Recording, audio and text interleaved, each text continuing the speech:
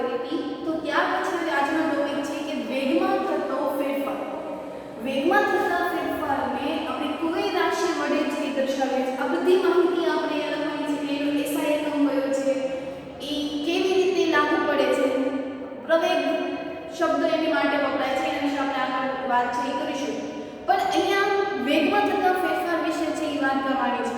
તો વેગમાં થતો ફેરફાર એટલે શું? એક ઉદાહરણથી સમજીએ કે 5 સેકન્ડ છે. 5 સેકન્ડ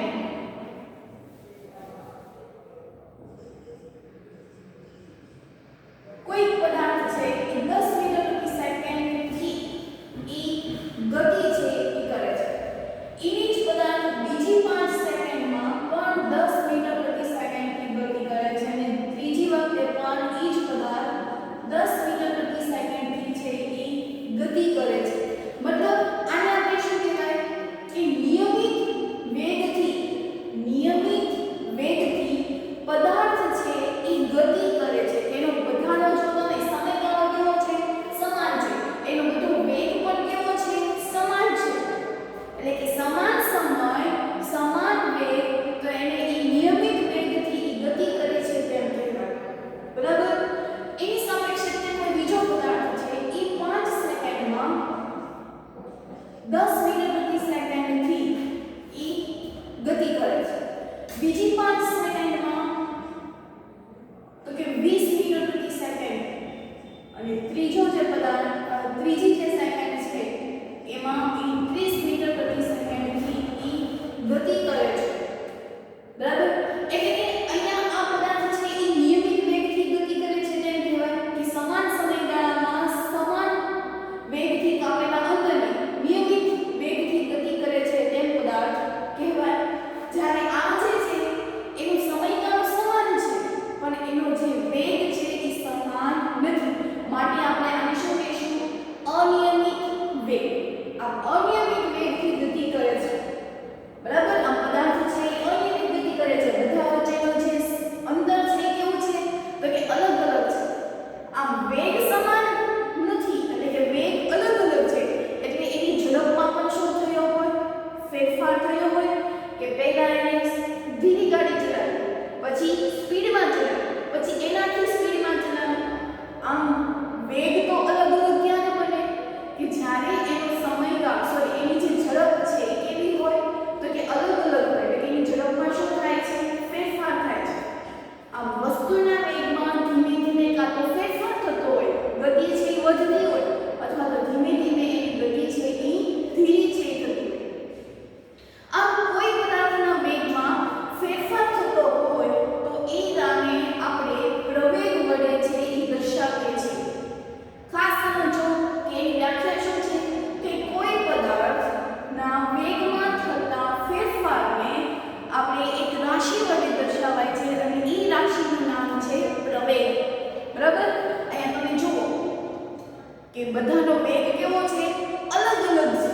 તો વેગ અલગ અલગ, ગતિ દરમિયાન એનો વેગ છે કેવો? અલગ અલગ. તો વેગમાં થતા ફેરફારને દર્શાવવા માટે એક રાશિનો ઉપયોગ લેવો પડે અને એ રાશિ એટલે એનો પ્રવેગ. ચલો આપણે નોંધીએ કે ગતિ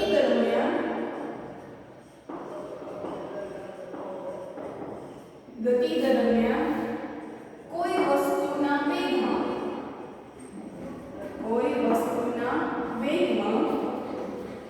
થતો ફેરફારને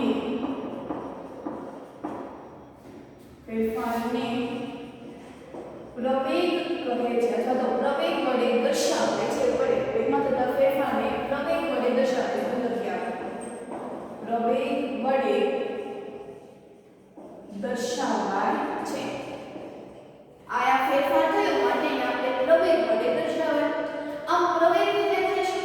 તો કે એકમ સમયમાં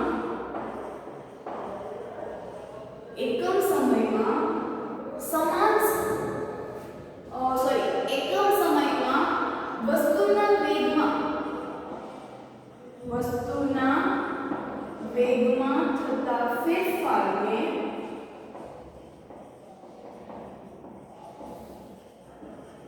પ્રવેગ કહે છે. બરાબર. એકમ સમયમાં વસ્તુના વેગમાં થતા ફેરફારને પ્રવેગ વડે દર્શાવે છે. અમે હવે પ્રવેગનું આપણે સૂત્ર લખવું હોય, સૂત્ર કેવી રીતે લખીશું? તો કે પ્રવેગ બરાબર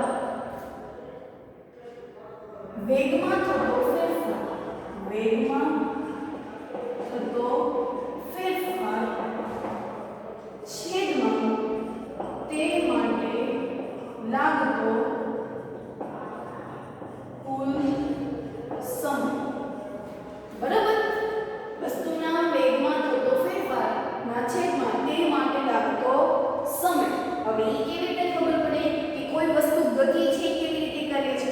તો જેવી રીતે આપણે વેગમાં પ્રારંભિક ગતિ, અંતિમ ગતિ એવી રીતે આપણે દર્શાવ્યું હતું, તેવી જ રીતે પણ આપણે આમાં દર્શાવ્યું કે ધારો કે કોઈ પદાર્થ છે ગતિ કરે છે અને એ જ ગતિનો જે અંતિમ વેગ છે એને આપણે u વડે દર્શાવીએ છીએ. તો કે કોઈ પદાર્થની પ્રારંભિક ગતિ, અને પ્રારંભિક ગતિ આપણે શેના વડે દર્શાવીએ છીએ? તો કે u વડે. u પ્રારંભિક ગતિ t જેટલા સમયમાં, t જેટલા સમયમાં ગતિ કરે છે અને તેનો અંતિમ વેગ, અને તેનો અંતિમ વેગને આપણે શેના વડે દર્શાવીએ છીએ? તો કે v વડે. ખાસ સિમ્બોલ યાદ રાખજો કે પ્રારંભિક ગતિ એટલે u, અંતિમ ગતિ એટલે v, સમયગાળો એટલે t, સ્થાનાંતર એટલે s, બરાબર, પ્રવેગ એટલે a વડે, વેગ એટલે v આવશે. એટલે કે પ્રારંભિક ગતિ u t જેટલા સમયમાં ગતિ કરે છે અને તેનો અંતિમ વેગ v છે. તો પ્રવેગ તો સૂત્ર શું હતું? તો પ્રવેગ, એટલે પ્રવેગને a વડે છે એ દર્શાવાય છે. શેના વડે દર્શાવાય છે? a વડે, જેને ઇંગ્લિશમાં કહેવાય એક્સેલરેશન.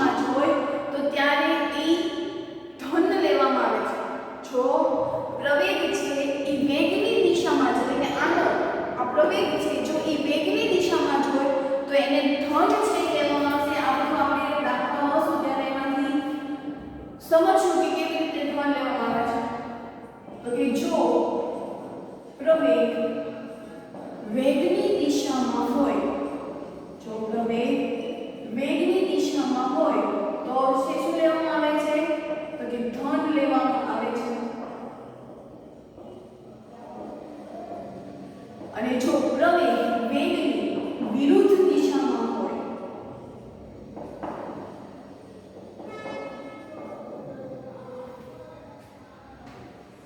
તો ઋણ લેવામાં આવે છે. આપણા જ્યારે આપણે આ પ્રવેગના દાખલાઓ કરશું ત્યારે તમને હું સમજાવીશ કે ક્યારે કઈ રીતે આપણે ધન લીધું, ક્યારે કઈ રીતે ઋણ લીધું, શું કરવાથી ધન કે ઋણ લીધું છે. બરોબર? ખાલી એટલું યાદ રાખો કે જો પ્રવેગ છે એ વેગની દિશામાં હોય તો પ્રવેગની નિશાની કેવી લેવામાં આવે છે? ધન. અને જો પ્રવેગ છે એ વેગની વિરુદ્ધ દિશામાં હોય ત્યારે એની નિશાની છે એ ઋણ લેવામાં આવે છે. બરાબર?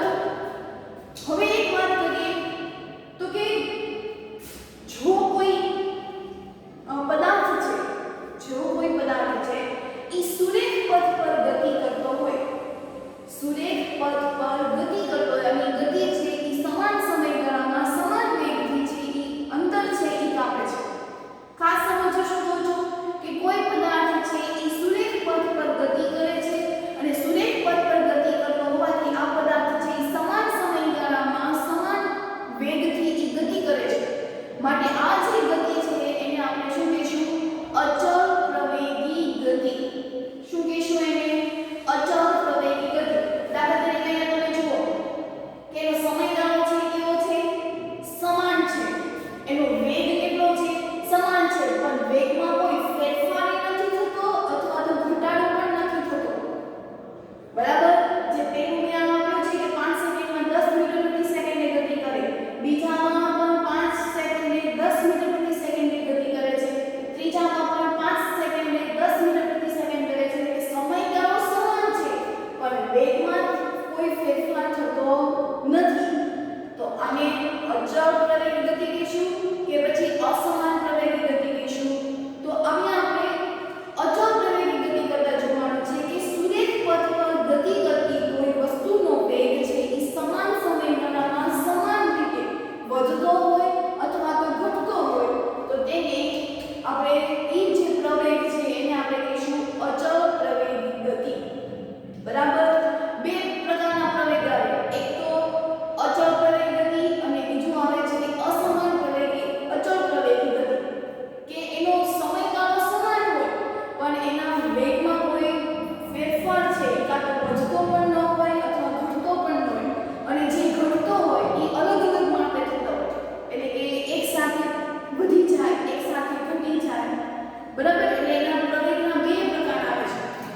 તો ખાસ અહીંયા સમજો કે જે એમાં પહેલું જે તમને આપેલું છે ઉદાહરણ, એમાં સમાન સમયગાળામાં સમાન જેટલો વેગ વધતો કે ઘટતો નથી. એ અચળ રહે છે. 10 મીટર પ્રતિ સેકન્ડના વેગથી ગતિ કરે છે તો ત્રણેય માટે આપણે 10 મીટર પ્રતિ સેકન્ડ જ જોવા મળે છે.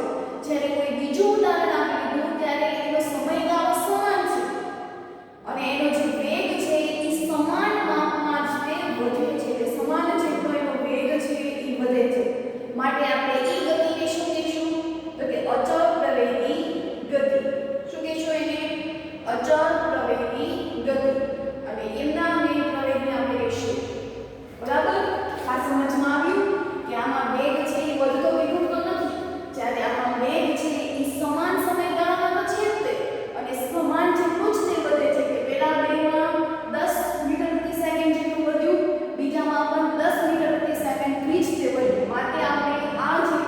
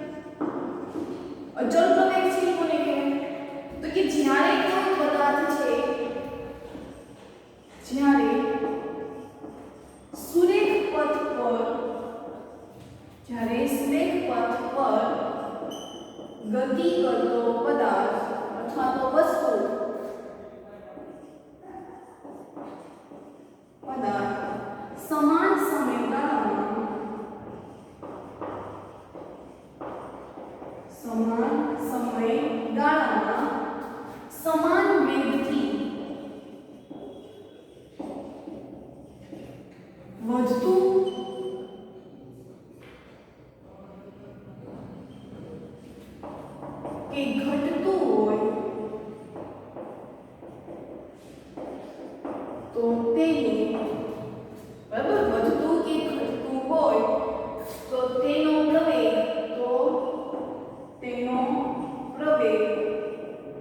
અચળ છે. એનો પ્રવેગ કેવો છે?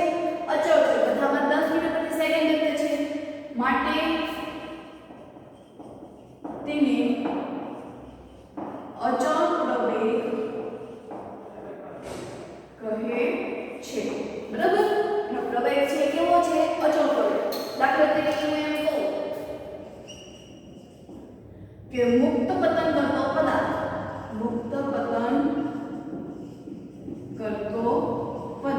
હવે મુક્ત પતન કરતો પદાર્થ એટલે શું? તો કે જ્યારે કોઈ આપણે ઊંચાઈએથી કોઈ પદાર્થને છે એ આપણે મુક્ત કરીએ છીએ બરાબર તો એનો જે નીચે પડવાની જે ક્રિયા છે એ સમાન હોય છે બરાબર અને એ નીચે જે પડે છે એનો નિયમ આપણને ખબર છે ગુરુત્વાકર્ષણ બળ બરાબર આઇન્સ્ટાઈનનો કે ન્યૂટનનો આઇન્સ્ટાઈન બરાબર આઇન્સ્ટાઈનનો ગુરુત્વાકર્ષણ બળ તો મુક્ત પતન કરતો પદાર્થ એટલે કે સપોઝ કે કોઈ આપણે અગાસી ઉપરથી કોઈ પદાર્થ છે એ આપણે ફેંકીએ છીએ તો એ પદાર્થ છે એ ગુરુત્વાકર્ષણ બળને લીધે પૃથ્વી તરફ છે એ ખેંચાય છે પૃથ્વી તરફ જ્યારે કોઈ વસ્તુ ખેંચાય છે ત્યારે એનો સમયગાળો સમાન હોય છે અને એનો સમયગાળો સમાન હોવાની સાથે સાથે એને જે કાપેલું જે અંતર છે જે વેગ છે એ પણ કેવો હોય છે સમાન હોય છે માટે મુક્ત પતન પદાર્થ છે હંમેશા અચળ પ્રવેગી ગતિ છે એ કરતો હોય કે એના વેગમાં કોઈ ફેરફાર થતો હોય નહીં સમાન સમયગાળામાં જ તે જેટલું અંતર છે એ કાપે છે કેવું હશે સમાન હશે એટલે કે આ બીજા પદાર્થ જો 5 સેકન્ડમાં 10 મીટર પ્રતિ સેકન્ડ 5 સેકન્ડમાં 20 પ્રતિ સેકન્ડ જો એ વધે છે તો એ એક સરખું જ તે વધશે અથવા તો એ ઘટશે તો એ એક સરખું જ તે એનો વેગ છે એ ઘટશે. તો અહીંયા આપણે વાત કરી દીધી અચળ પ્રવેગની. તો હવે એના પછી આવે છે અસમાન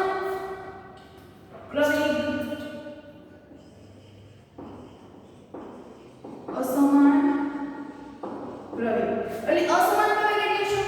તો આનાથી કેવું હોય ઊંધું કે સમયગાળો સમાન હોય પરંતુ એમાં જે વેગમાં જે વધતું ઘટતું હોય એ સમાન વેગે વધતું ઘટતું હોય નહીં અથવા તો એક સાથે એ મેં તમને કીધું એમ કે એક સાથે એ ઝડપથી વધી જતી હોય અથવા તો એ ધીમે ધીમે વધતી હોય અથવા તો ધીમે ધીમે એનું પ્રમાણ છે એ ઘટતું હોય તો એને આપણે કહીશું અસમાન પ્રવેગી ગતિ. બરાબર? અસમાન પ્રવેગી ગતિ. એનું ઉદાહરણ હું તમને કહું તો કે કાર બરાબર મોટર કાર કોઈ પણ વાહન લઈ લો આપણે કાર નહીં કોઈ પણ વાહન મતલબ વાહન છે એ લઈ લો તો એનો જે પ્રવેગ છે એ કેવો હોય છે અલગ હોય છે ક્યારેક બમ્પર આવતા હોય તો બ્રેક મારવી પડે ક્યારેક ખુલ્લો રસ્તો હાઈવે હોય તો આપણી સ્પીડ છે એ ફાસ્ટ હોય ખૂબ ઝડપથી આપણે ગતિ કરતા હોઈએ છીએ બરાબર કોઈ નાના ચોકડો રસ્તામાં આવી જાય તો આપણે બ્રેક છે એ મારવી પડતી હોય છે તો આવી રીતે એનો વેગ છે કેવો હોય છે અલગ એટલે કે જો કોઈ વસ્તુનો વેગ છે એ સમાન સમયગાળામાં સમાન રીતે વધતો ન હોય અથવા તો ઘટતો પણ ન હોય તો એને આપણે અસમાન પ્રવેગી ગતિ છે એ કહીએ છીએ એટલે કે ક્યારેક એ ઝડપથી વધે તો ક્યારેક એ ઝડપથી ઘટે અથવા તો ક્યારેક છે ધીમે ધીમે વધે તો ક્યારેક ધીમે ધીમે છે એ ઘટતો હોય છે. બરાબર? લખીએ એની વ્યાખ્યા પણ કે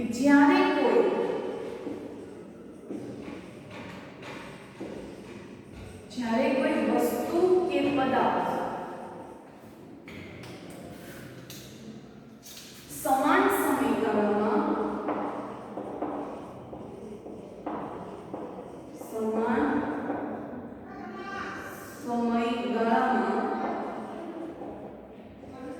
સમાન રીતે અથવા તો સમાન વેગથી વધતું કે ઘટતું ન હોય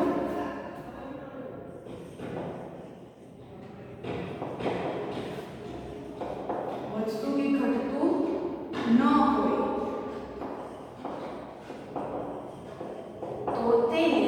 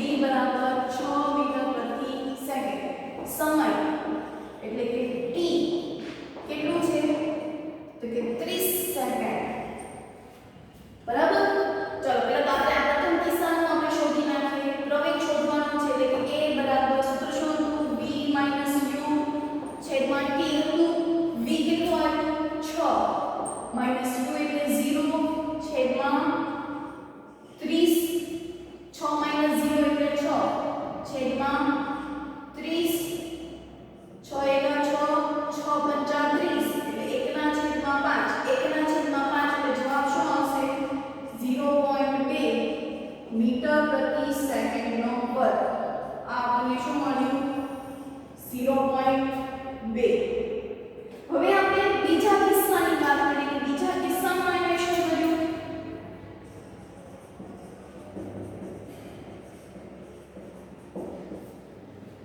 તો હવે તે એવી રીતે બ્રેક મારે છે કે જેથી સાયકલનો વેગ ત્યારબાદની 5 સેકન્ડમાં એ ઘટીને 4 મીટર પ્રતિ હવે એ બ્રેક મારે છે ક્યારે કે જ્યારે એ 6 મીટર પ્રતિ સેકન્ડે આવી જાય છો ત્યારે એ શું કરે છે તો કે બ્રેક મારે છે તો જ્યારે એ બ્રેક મારતો હોય ત્યારે એની પ્રાચીન પ્રારંભિક કઈ હોય તો કે જ્યાંની અંતિમ હતી એ બીજા કિસ્સાની કઈ થઈ ગઈ પ્રારંભિક તો પ્રારંભિક વેગ બરાબર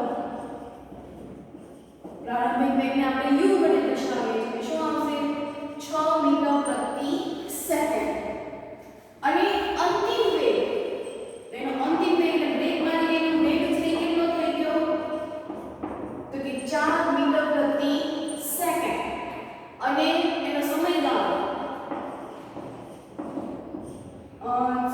સમય t એટલે કે 5 સેકન્ડ થઈ ગયો તો આ બંને કિસ્સામાં સાયકલનો પ્રવેગ છે એ આપણે શોધવાનો છે તો પ્રવેગનું સૂત્ર આપણને ખબર છે શું સૂત્ર હતું કે a v u છેદમાં t કિંમત મૂકી દઈએ v એટલે આપણી પાસે આવ્યું 4 u એટલે 6 છેદમાં t એટલે 5 4 - 6 એટલે શું વધશે 2 છેદમાં 5 એટલે 10 લાવવા માટે હું ઉપર નીચે 2 વડે ગુણી નાખું છું એટલે 2 * 4 છેદમાં 10 એટલે જવાબ આવ્યો -0.4 મીટર પ્રતિ સેકન્ડનો સ્ક્વેર માઈનસમાં જવાબ આવે તો અહીંયા પ્રવેગ માઈનસ દિશા મેં તમને જે હમણાં જ કીધું કે જો પ્રવેગની દિશા વેગની દિશામાં હશે તો એનો પ્રવેગ છે આન્સર કેવો આવશે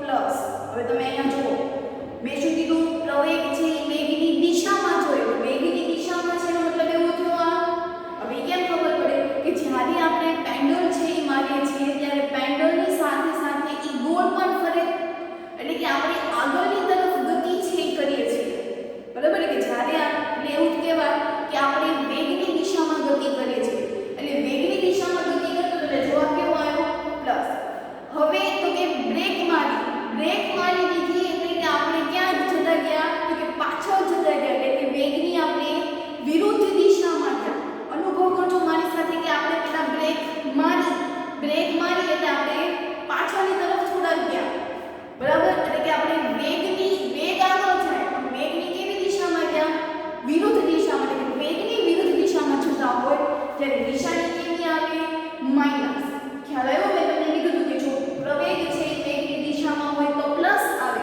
અને વેગની વિરુદ્ધ દિશામાં હોય તો કેવું આવશે તો કે માઈનસ આવશે અહીંયા પ્લસ માઈનસ છે આવે એટલે રાહુલ છે કે જ્યારે બ્રેક મારી ત્યારે એનો વેગ છે કેવો હતો તો આગળ હતો અને પ્રવેગ છે કેવો હતો તો કે પાછળ તરફ છે એને ધીમે આવે ક્લિયર તો હવે એના પછીનો એટલે આ બાજુના જે પ્રશ્નો આપેલા છે એ પ્રશ્નોમાં આપણે બીજો પ્રશ્ન જોઈએ કે એક બસની ગતિ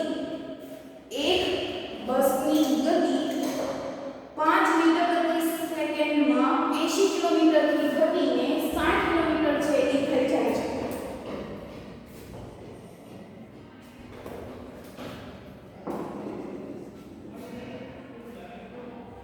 એનો તમને સમયગાળો આપ્યો t બરાબર 5 સેકન્ડ પહેલા એની 80 કિલોમીટર પ્રતિ અવરથી ઘટીને એ કેટલી થઈ ગઈ 60 કિલોમીટર પ્રતિ એટલે કે એનું પ્રારંભિક વેગ આપ્યો છે એટલે કે u 80 કિલોમીટર પ્રતિ કલાક અને તમને v આપેલું છે એટલે કે એનો અંતિમ વેગ 60 કિલોમીટર પ્રતિ કલાક આ ઉપર લઈ જાય તો માઈનસ માં આવી શકે તો હવે આપણે પહેલા તો 1 સેકન્ડમાં છે 1 કિલોમીટરમાં છે તો આપણે તો પહેલા એને એના મૂળભૂત એકમોમાં છે ફેરવવા પડશે તો મૂળભૂત એકમોમાં ફેરવવું હોય તો 80 કિલોમીટરને મારે મીટર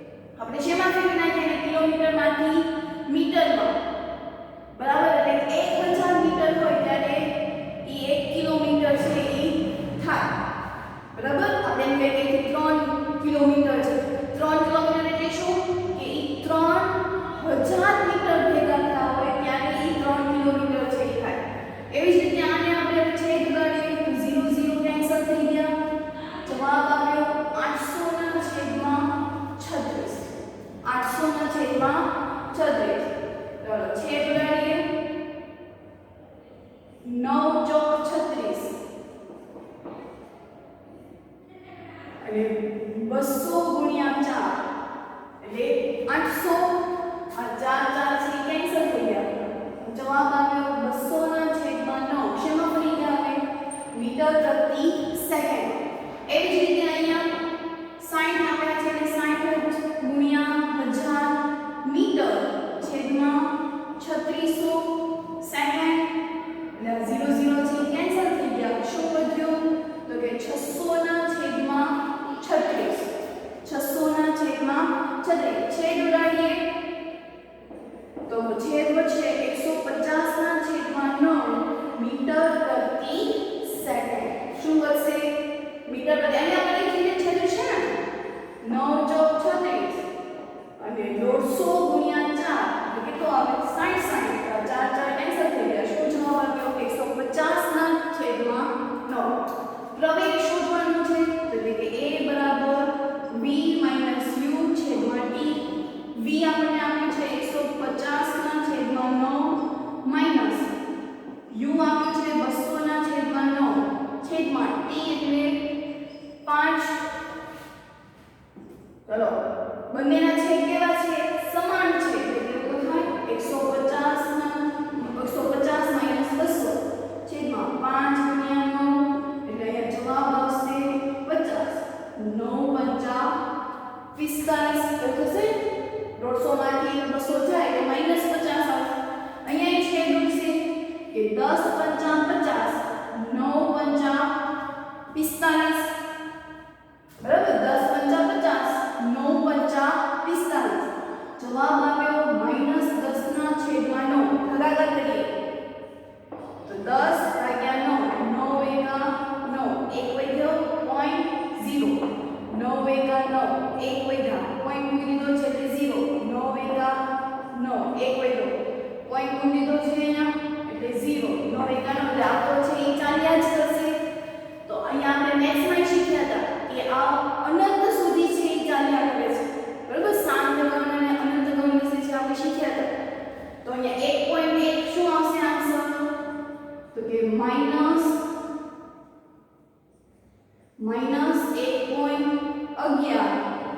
મીટર પ્રતિ સેકન્ડ નો સ્ક્વેર તો અહીંયા પણ નિશાની છે કેવી આવી માઈનસ નિશાની એટલે અહીંયા પણ પ્રવેગની દિશાથી વેગની વિરુદ્ધ દિશામાં છે તો જ તે માઈનસ નિશાની છે એ આવે ક્લિયર ચલો હવે એના પછીનો ત્રીજો પ્રશ્ન એ જ પ્રશ્નમાં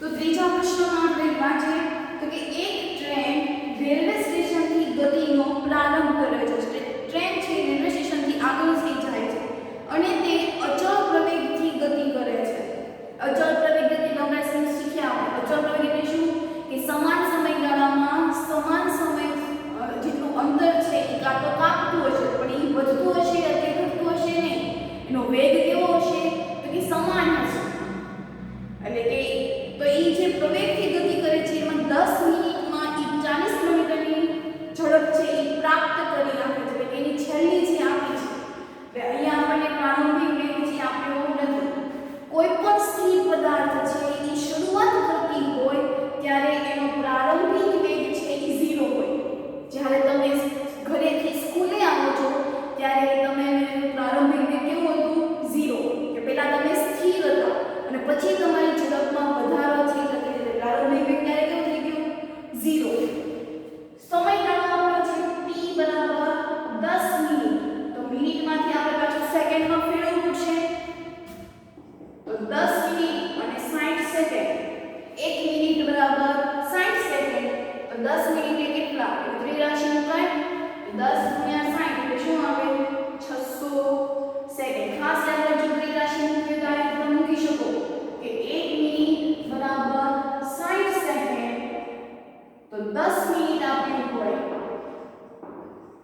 ત્યારે કેટલી સેકન્ડ થાય તો 10 ગુણ્યા 60 એવી રીતે આવે 600 t બરાબર કેટલું આવ્યું 600 અને એ v કેટલો ધારણ કરે છે v એટલે શું હતું અંતિમ વેગ એને પ્રાપ્ત કર્યું 40 કલાક. જો ફરી પાછું આપણે અહીંયા ફેરવવું પડશે. 40 કિલોમીટર પ્રતિ કલાક એટલે 40 ગુણ્યા કિલોમીટરને મીટરમાં ફેરવવું પડે તો 1000 છેદમાં 3600 આવશે. એટલે 0 0 છે એ કેન્સલ થઈ ગયા. શું આવ્યું? 400 ના છેદમાં 36. ચલો અહીંયા પણ છેદ ઉડાડવાના કે 9 ચોક 36 4 ગુણ્યા 100 એટલે 4 4 કેન્સલ. જવાબ આવ્યો 100 ના છેદમાં 9 મીટર પ્રતિ સેકન્ડ. એકમ ખાસ લખવાના. સૂત્ર આપણને ખબર છે હવે તો કે a બરાબર v u છેદમાં t. v આપણી પાસે આવ્યું 100 ના છેદમાં 9. t આપણી પાસે સોરી u આપણી પાસે 0 છે છેદમાં t આપણી પાસે આવ્યું 600. 100 ના છેદમાં 9 માઈનસ 0 કોઈ પણ સંખ્યામાંથી હું 0 બાદ કરું તો એ સંખ્યા આવવાની. 5 માઈનસ 0 કરું તો મને જવાબ શું આવવાનો? 5 જ છે. અને શું જવાબ આવશે? 100 ના છેદમાં 9 આખાના છેદમાં 600. પાછું અંશનો છેદ ક્યાં જતો રહેશે?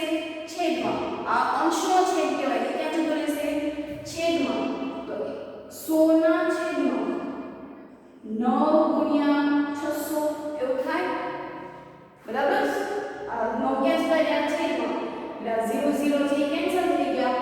જવાબ આવ્યો 1 ના છેદમાં 54 મીટર પ્રતિ સેકન્ડ સ્ક્વેર. અહીંયા તમે જો વેગ છે કેવો આવ્યો? પ્લસ.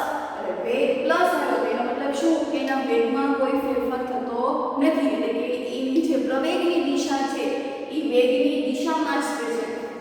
માઈનસ નિશાની છે ક્યારે આવશે? કે જ્યારે તમે બ્રેક લગાડશો અથવા તો પાછળ જવાની કોઈ પ્રક્રિયા કરશો ત્યારે તમારો વેગ છે એ કેવો આવે છે? સોરી વેગ છે એ પ્રવેગ છે એ કેવો આવે છે? તો કે માઈનસ આવે છે. બરાબર? તો અહીંયા આપણે આજનો લેક્ચર છે પૂર્ણ કરીએ છીએ. હોમવર્કમાં દાખલાઓ અને થિયરી બધું એકવાર છે એ લખવાનું છે. તો નવા વિડિયો લેક્ચર સાથે આપણે નવા ટોપિકની આગળ ચર્ચા છે એ કરીશું.